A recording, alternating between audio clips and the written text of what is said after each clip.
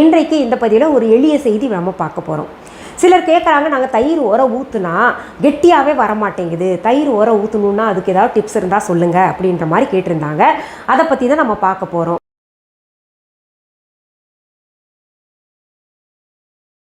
சரி, இப்போது நம்ம தயிர் கெட்டியாக எப்படி உரம் ஊற்றணும் அப்படின்றத பார்க்கலாம். சிலர் என்ன சொல்லுவாங்க, தயிர் உரம் ஊற்றுறத தயிர் உர குத்துறது அப்படிம்பாங்க.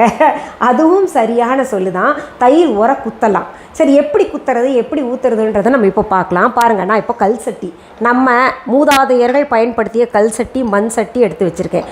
மண் பானை சின்னதாக எடுத்து வச்சுருக்கேன், மண் குடுவை. இப்போது இது இல்லாதவங்க சாதாரணமாக பாத்திரம் இருக்கு இல்லையா, அதில் நீங்கள் உரம் ஊற்றிக்கோங்க. இருக்கிறவங்க இதை பயன்படுத்திக்கோங்க. இதில் உரம் ஊற்றும் பொழுது பார்த்திங்கன்னா ரொம்ப சுவையாக இருக்கும்.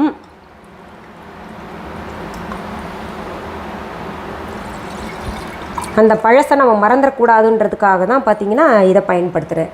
இப்போ இதுலேயும் ஊற்றிருக்கேன், இதுலேயும் ஊற்றிருக்கேன். இது உறைஞ்ச பின்னாடி எப்படி இருக்குன்னு நான் உங்களுக்கு காமிக்கிறேன். பொதுவாகவே இந்த மண் சட்டிலையும் இந்த கல் சட்டி பாத்திரத்துலேயும் நம்ம பயன்படுத்தணும்னா எது வச்சு சமைச்சாலும் இல்லை எதுக்கு பயன்படுத்தினாலும் ரொம்ப சுவையாக இருக்கும். இப்போ பாருங்கள், நம்ம தயிர் எடுத்துட்டு இதில் இப்படி போட்டுருங்க, போதும். அதுக்கு மேலே நம்ம கலக்கக்கூடாது. இதுக்கு பேர் தான் குத்துறதோ, அதனால தான் தயிர் உர குத்தணும் அப்படிம்பாங்களோ. அவ்வளோதான், கலக்கவே வேண்டாங்க. அப்படியே கொண்டு போயிட்டு இந்த கொஞ்சம் இருட்டு பகுதியில் வச்சிங்கன்னா சீக்கிரத்தில் உரம் ஆயிரும். அப்படி இல்லைன்னா நீங்கள் வழக்கமாக எங்கே வைக்கிறீங்களோ அங்கே வச்சுருங்க. இதை நல்லா மூடி போட்டு இப்போ மூடிடணும். இது உறைஞ்ச பின்னாடி உங்களுக்கு காமிக்கிறேன். பாருங்கள், இப்படி மூடி போட்டாச்சு. இதற்கும் ஒரு மூடி போட்டு நான் மூடி வச்சிடுறேன். நம்ம தயிர் உர ஊற்றணும் இல்லையா, உர குத்தணும் இல்லையா, அது பார்த்திங்கன்னா கெட்டியாக இருக்குது. பாருங்கள், இப்போது கலக்காமல் நம்ம போட்டோம்னா இந்த மாதிரி கெட்டியாக வரும்.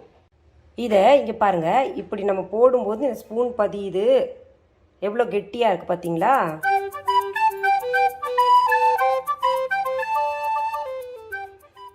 இப்போ தெரிஞ்சிருப்பீங்க தயிர் சில இடங்களில் மட்டும் எப்படி கெட்டியாக இருக்குது. அதுவும் குறிப்பாக இந்த கடைகளில் இருக்கக்கூடிய தயிரெல்லாம் பார்த்திங்கன்னா ஆடாமல் அசையாமல் அப்படியே நிற்கும், கெட்டியாக இருக்கும். இப்படி நம்ம தயிர் ஊற்றிட்டு கலக்காமல் வச்சிட்டோன்னா நல்லா கெட்டியாக உறைஞ்சி போயிருக்கும். சரி, இந்த பதிவில் மிக எளிமையான செய்தி, ஆனால் நிறைய பேருக்கு பயனுள்ள செய்தியை பார்த்தோம் இல்லையா. மீண்டும் அடுத்த பதிவில் வேறு ஒரு நல்ல தலைப்போடு உங்களை எல்லாம் சீக்கிரத்தில் சந்திக்கிறேன். அது வரைக்கும் நன்றி, வணக்கம்.